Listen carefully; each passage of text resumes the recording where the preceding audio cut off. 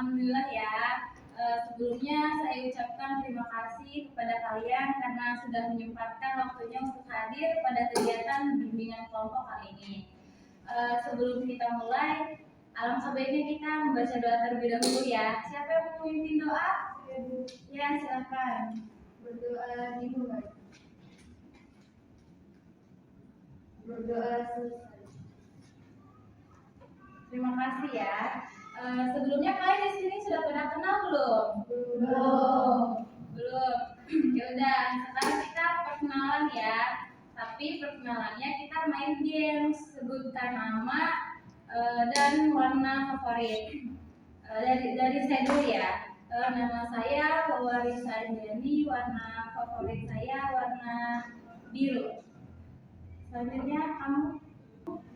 Wawa favoritnya warna biru, Nisa warna favoritnya pink. Ibu Wawa favoritnya warna biru, Nisa warna pink. Saya Ulfa, warna favorit saya merah. Ibu Wawa warna favoritnya warna biru, Nisa warna pink, Ulfa warna merah, dan saya Mira warna favoritnya biru. Ibu Wawa favoritnya biru, Nisa warna pink, Ulfa merah, Mira biru, anti pink.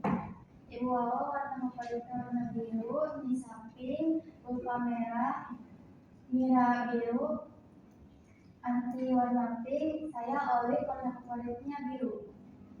Saya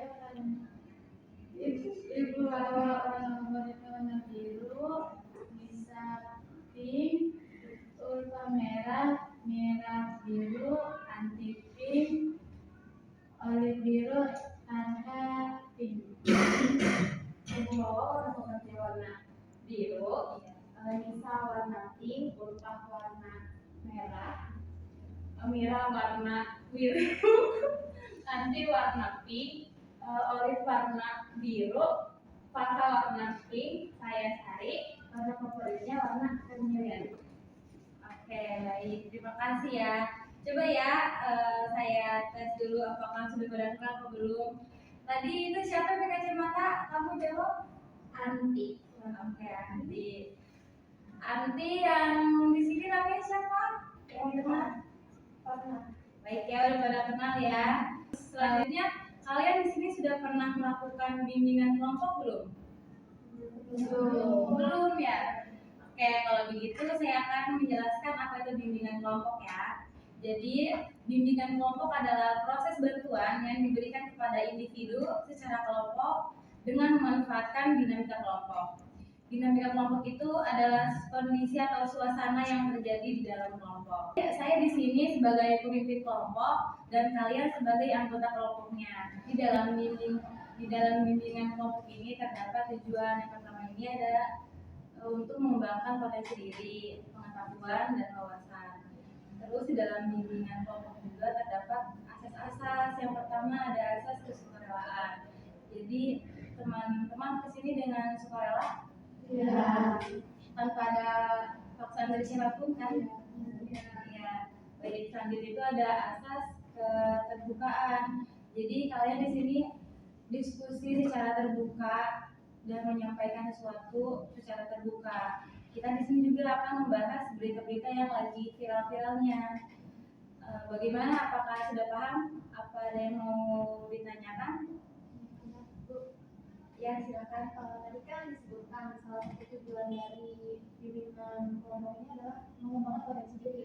Nah, sedangkan yang kita tahu ini kan kebanyakan tentang berbagai saat ini. Nah, jadi bagaimana bimbingan kelompok ini mengembangkan potensi diri kita, sedangkan yang kita bahas adalah berita yang viral, bukan cerita tentang Tuhan.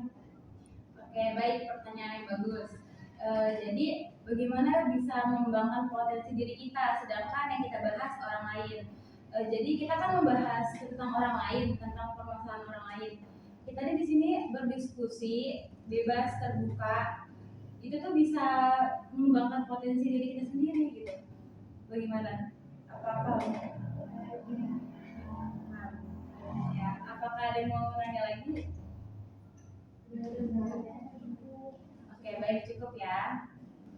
Di dalam bimbingan kelompok ini terdapat dua topik. Yang pertama itu topik tugas, yaitu topik yang diberikan oleh saya sebagai pemimpin kelompok. Yang kedua ada topik bebas, yaitu topik yang dikemukakan secara bebas oleh kalian.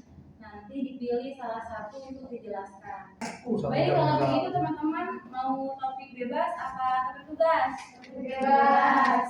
Baik, kalau topik bebas, siapa yang mau menyampaikan idenya? Saya, Bu, tentang bullying. Baik, siapa lagi? Saya, Bu. Iya, baik. Siapa lagi? Tentang pelecehan seksual. Baik. Terus siapa lagi? Saya, Bu, tentang perceraian. Ada lagi? Sudah cukup. Oke, tadi ada 4 ya. Ada bullying, kekerasan, terus pelecehan sama perceraian. Kalau begitu kita voting ya, yang paling banyak itu yang akan kita bahas. Kamu pilih apa? Bullying. Oke, bullying. Terus kalau kamu? Bullying. Jadinya bullying. Selanjutnya? Perceraian aja. Kamu? Bullying aja dia lebih seru kayak gitu. Oke, selanjutnya? Aku lebih pilih bullying. Aku milih bullying. Oke, baik. Karena kebanyakannya bullying, kita akan membahas topiknya tentang bullying ya. Ya, Bu. Kalian tahu nggak sih apa itu bullying? Ya, silakan. Jadi bullying itu merupakan suatu perilaku yang dimana tidak memberikan perilaku yang tidak enak gitu. Kayak contohnya ancaman verbal maupun verbal. Ancaman verbal itu cuma karena bisa terus ditarik buat cewek kontennya ditarik atau ada yang darah. Terus kalau verbal itu kayak yang ledek-ledekin kayak contohnya ngobrol gitu. Terus kamu sepatutnya seksinya gini gitu maksudnya. Oke, bagus. Selanjutnya ada yang mau berpendapat lagi? Izin berpendapat, Bu. Iya. Sesuai dengan yang tadi, saya ingin menambahkan sedikit. Terus pembulian itu juga dapat terjadi di berbagai kalangan, mulai dari SD, MTS, bahkan sekolah menengah, bahkan perkuliahan pun masih kadang ada sedikit yang melakukan pembulian. Terus ada juga beberapa faktor, banyak ya faktor yang menyebabkan kasus bullying ini. Di antaranya yang saya ketahui itu ada beberapa orang itu menganggap dirinya itu mempunyai kuasa sehingga dia itu membuli orang-orang yang lemah yang dia dulu. Bagus jawabannya. Baik, kalau begitu, apakah kalian di sini pernah merasakan dibullying? Oh ya, silakan. Ya mungkin bukan saya sendiri sih, tapi ada teman yang pernah menjadi salah satu korban bullying. Bentuknya seperti apa yang tadi lakuannya tuh kayak non-verbal, dia suka dipegang bagian yang tidak sensitif lah, terus sering diledek-ledekin, sering ada yang sampai integritasnya, mungkin barang-barangnya, itu bisa banyak yang menjadi salah satu korban dari bullying. Oke, baik. Apa ada lagi? Saya melihat di sosial media itu seorang murid SMP. Dia itu kayak apa sih pacaran, tapi ceweknya ini milih orang lain. Terus si orang ini dibully sama cowoknya, ya sampai dikenang lah, terus dipukulin, sampai apa sih berani ke selokan gitu. Iya. Sampai si orang tuanya ini nggak terima anaknya dilakuin kayak gini. Jadi si orang tuanya ini lapor ke polisi. Jadi si pelakunya ini di penjara. Nggak tahu Oke, baik. Ada lagi? Ini juga ya. Jadi saya ingin cerita pas masa SD ya. Di situ pas kelas pas kelas 6 SD kalau nggak salah itu lupa. Jadi dalam kelas itu pas lagi belajar apa itu ya, lupa mata pelajaran apa.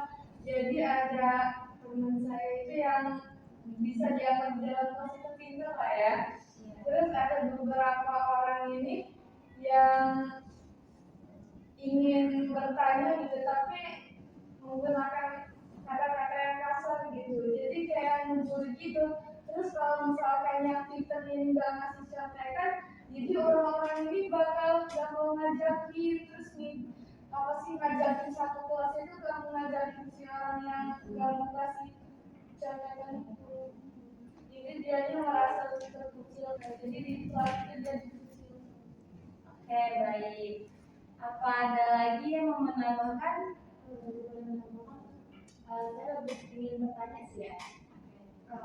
Kan misalkan tadi kasus yang si misalkan yang pintar ini harus menolong mereka, dia bakal dibujukan ada apa-apa.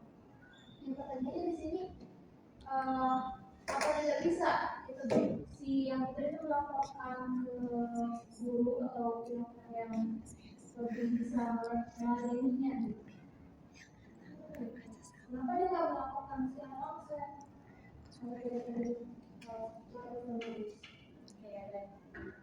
Jadi dia itu nggak melaporinnya, kadang ada juga dari yang pintar dari orang-orang yang nyontek ke dia itu bilang, kalau sampai bilang ke guru sama, jadi guru itu kalau nyampe manggil dia ke ruang BK, nanti yang dibulinya ini bakal nambah dibully lagi, kayak barang-barangnya bakal diambil gitu.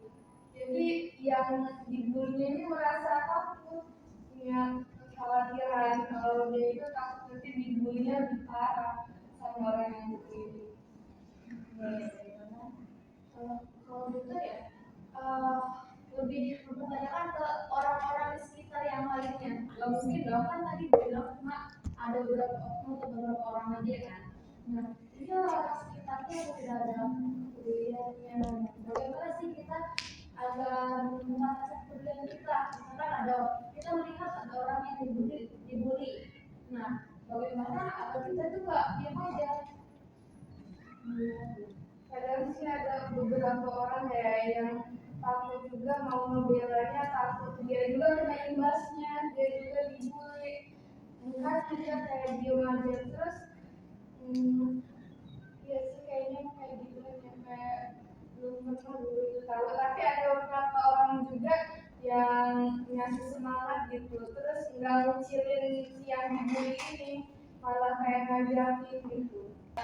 Baik, menurut kalian faktor apa saja yang membuat orang itu membuli? Siapa yang mau berbicara? Menurut saya sih dari teman-temannya kita, salah satu faktor utama itu mungkin dia pelakunya ini dianggap memiliki kekuasaan. Karena orang yang sudah beranggapan atau berpikir bahwa dia memiliki kekuasaan itu udah otomatis dia bakal berbuat seenaknya pada orang. Nah, selain itu juga si pelaku ini mungkin mikirnya kalau korban itu ya lemah dibanding saya. Mau saya nakalin kamu, mau saya kerjain kamu, ngelirin kamu, ya kamu gak ada perlawanan karena kamu lemah. Sebagai sih kebanyakan gitu. Oke, bagus Noi. Terus siapa lagi yang mau berapa? Ya, silakan. Kalau menurut saya ibu biasanya tuh kalau orang yang suka membuli teman-temannya itu ada faktor dari latar belakang keluarga. Kayak dia tuh dari masih kecilnya tuh kayak suka dibentang atau dimarah-marahin dengan ada media atau pakai kekerasan keluarga gitu. Jadi dia kalau udah gedenya itu cuma biasanya ke teman-teman atau orang terdekat dia atau dia orang-orang yang dia benci gitu. Ya, benar. Ada yang menambahkan lagi? Ya. Jadi kan sebenarnya kalau misalnya saya membeli mungkin kadang ada yang mungkin merasa mereka tuh memiliki kuasa, tapi ada juga beberapa kasus kalau si pembeli ini memiliki kayak inferiority kompleks. Jadi mereka tuh merasa rendah diri kalau mereka tuh kurang, jadi mereka nggak mau ada orang lain yang lebih dari mereka. Jadi mereka bakal berusaha menyingkirkan orang yang lebih dari mereka. Oke, ya bagus. Baik, tadi kan kita sudah membahas tentang apa itu bullying, faktor-faktornya. Terus menurut kalian dampak bagi si korbannya yang dibully itu bagaimana? Ya, silakan. Jadi menurut pendapat saya sih dampaknya sih banyak ya, bukan cuma fisik doang kan, intensitas korbannya.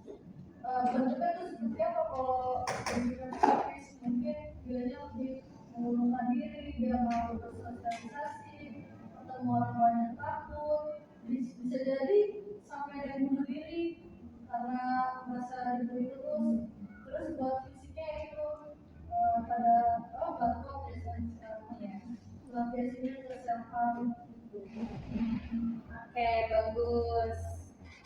Siapa lagi yang mau berpendapat? Silakan.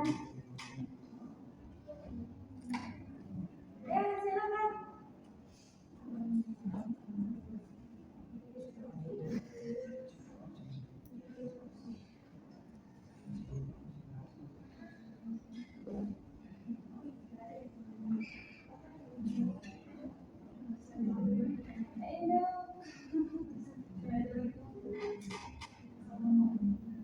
Oke, baik. Silakan. Ya, mungkin juga ada beberapa orang yang menjadi salah satu korban dari bully itu, dia bisa jadi balas dendam dia gitu ya, karena dia pernah ngerasain, otomatis dia ngebalesin apa yang gue rasain ke orang lain gitu, dan udah sih yang gitu. Cuma ya jarang sih orang yang jadi korban malah ngebalas dendamnya. Oke, bagus. Baik, apakah ada yang menambahkan lagi? Ya. Jadi kan tadi banyak banget saya mau memberitahu dampak positif dari itu bisa terpacu untuk berprestasi, menjadi lebih kuat dan berani, lebih menghargai sesama manusia. Jadi kita tuh bisa peduli lagi, walaupun kita udah peduli, tapi kita nanti bisa bisa bisa saling menyayangi gitu. Oke, bagus jawabannya. Selanjutnya, bagaimana sih respon kalian ketika kalian melihat orang dibully?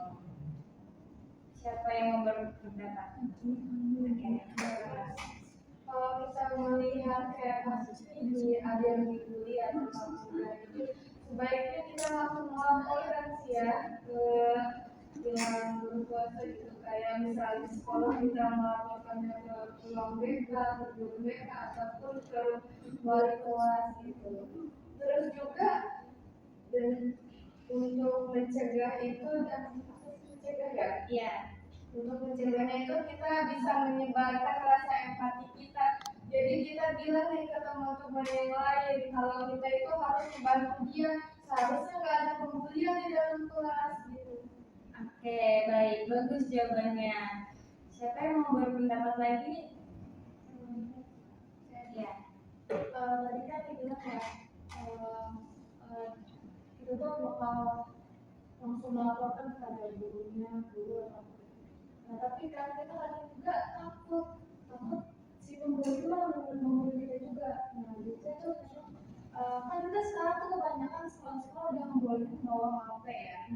Nah, kita bisa aja tuh caranya kayak HP-nya itu disembunyiin kita, tapi kita rekam pakai bukti juga. Nah, tapi kita melihat pada guru secara aman biar kita nggak ketawa sama si pembuli ini. Banyak kan yang takut melaporkan karena takut dibully juga. Ya, bagus jawabannya. Siapa lagi yang mau menambahkan? Oke, silakan. Lebih ke bagaimana cara mencegahnya. Ini respon Respon sih ya otomatis sampai teman-teman, dan pertama kalau kita melihat pelaku korban ini itu pasti kita menegur secara langsung, mulai memudah susah diomongin itu baru kita berbicara ke guru BK atau lokasi siswa itu bisa. Nah, terus biar gak ada terjadinya bullying itu kita bisa meningkatkan, contohnya kayak apa ya, seminar-seminar tentang stop bullying itu kan perlu banget. Di sini nih makin sini makin jarang gitu seminar tentang pembulian karena dianggap ya hal yang wajar, normalisasi untuk pelaku bullying. Terus kalau misalkan ada pelaku yang susah banget itu bisa kita kasih ancaman, bukan cuma ancaman tapi hukuman secara langsung gitu. Biar si pelaku ini jerak, bukan cuma ya doang. Oke, bagus jawabannya. Apakah ada yang mau berpendapat lagi? Baik teman-teman, kita sudah di penghujung kegiatan. Di sini siapa yang mau menyimpulkan pembahasan kita kali ini? Ya, silakan. Jadi kesimpulan dari pembahasan kita kali ini mengenai pembulian atau bullying itu bahwasanya bullying merupakan salah satu tindakan seksual yang tidak harus dicontoh. Adapun faktor penyebabnya bisa jadi karena dia merasa memiliki kekuasaan, dia memiliki kekuatan yang lebih dibanding korban. Terus dampaknya apa? Dampaknya bisa dari kecemasan psikisnya, terus terganggunya kesehatan fisik, kayak dia mungkin karena kurang tidur, karena pikiran tentang bullying akhirnya dia sakit. Terus ada yang sampai bunuh diri. Oke, bagus. Selanjutnya siapa lagi? Iya, bisa kita simpulkan ya bahwa pembulian itu merupakan hal yang sangat merugikan ya, yang sangat tidak tercela seperti yang sudah disampaikan tadi, baik bagi korban membuli, korban pembulian ataupun pelaku pembuli ini. Nah, intinya yang dimana pembulian ini bisa terjadi di mana saja, kan, di kalangan TK, SD, SMP, bahkan menengah bahkan perkuliahan. Intinya mah kita semua itu harus mencegah pembulian ini terjadi dengan cara apa sih? Dengan cara saling menghargai, terus menghidupkan empati kita kepada teman-teman, kepada orang-orang di sekitar kita, dan juga seharusnya masyarakat itu juga berbicara sih lebih ke lebih lingkungan itu kayak mengadakan kampanye-kampanye atau seminar-seminar ya tentang pembulian, biar orang-orang ini mengetahui dampak negatif yang sangat besar dari pembulian. Oke, bagus sekali. Selanjutnya saya ya.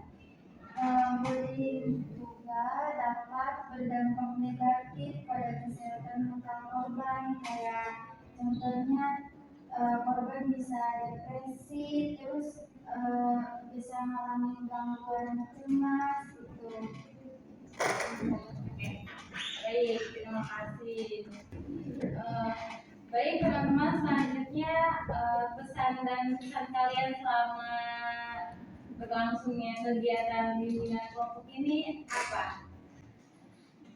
Ya, silakan. Jadi pesan saya juga, pesan saya selama mengikuti kegiatan bimbingan kelompok ini yang pertama seru sekali ya, sangat seru.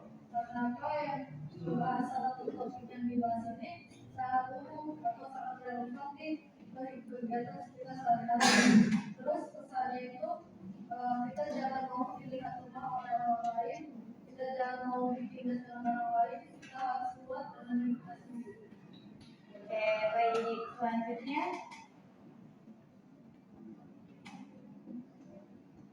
baik, pesan dari saya, kesannya sangat bahagia ya sudah mengikuti kegiatan kelompok bimbingan kelompok ini, dan juga sangat seru sekali dengan adanya kegiatan bimbingan kelompok ini kita dapat mendapatkan ilmu baru, pengetahuan yang lebih gitu, dan juga kita bisa berdiskusi sama teman-teman. Terus pesannya dengan adanya tentang materi atau topik kemudian ini kita lebih bisa empati, juga lebih meningkatkan rasa peduli kita kepada teman-teman. Oke, baik. Selanjutnya siapa lagi? Ya. Untuk kesannya ini kayak adanya bimbingan kelompok ini untuk lebih mengembangkan diri itu berpikir. Jadi kayak mungkin dari awal-awal kita kan yang belum berani berbicara di depan banyak orang, mungkin ini kayak proses awalnya gitu untuk lebih melatih kemampuan atau kepercayaan diri kita gitu. Ini kayak bisa membantu untuk lebih pengertian, lebih membantu potensi kita untuk lebih baik lagi gitu. Kalau pesannya itu pesan tentang bullying, ya mungkin kayak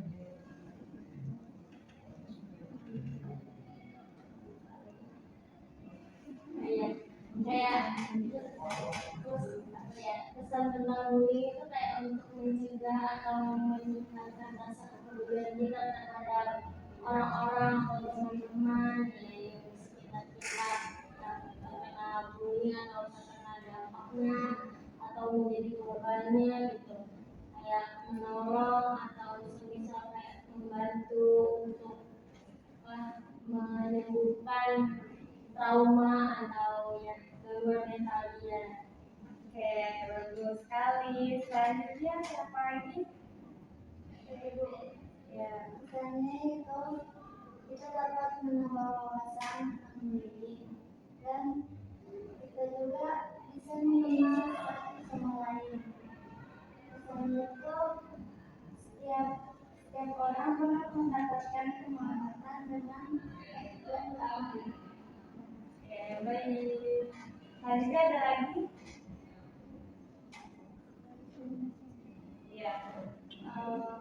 Jadi dari bimbingan kelompok ini seru karena kopi yang dapat kali itu emang bisa meningkatkan motivasi kita. Salah satunya mungkin kita kadang ketika sadar atau belum juga karena tidak ada aja ya kan beli apa tapi mungkin kita bisa merasa dibully di teman juga.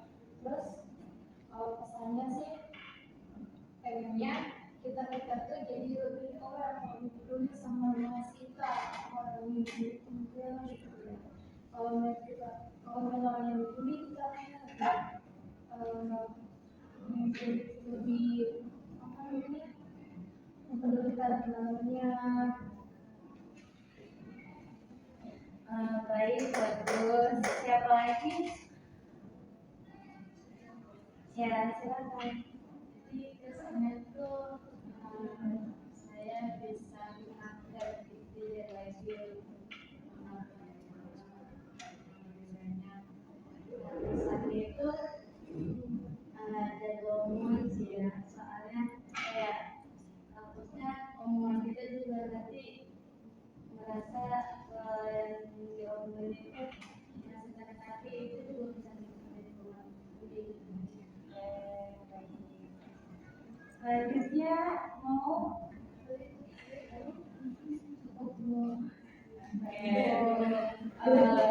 baik, kalau cukup baik, selesai sudah kegiatan bimbingan kelompok pada hari ini. Sebelum kita akhiri, kita membaca Alhamdulillah. Alhamdulillahirrahmanirrahim. Terima kasih ya. Assalamualaikum warahmatullahi wabarakatuh. Waalaikumsalam warahmatullahi wabarakatuh.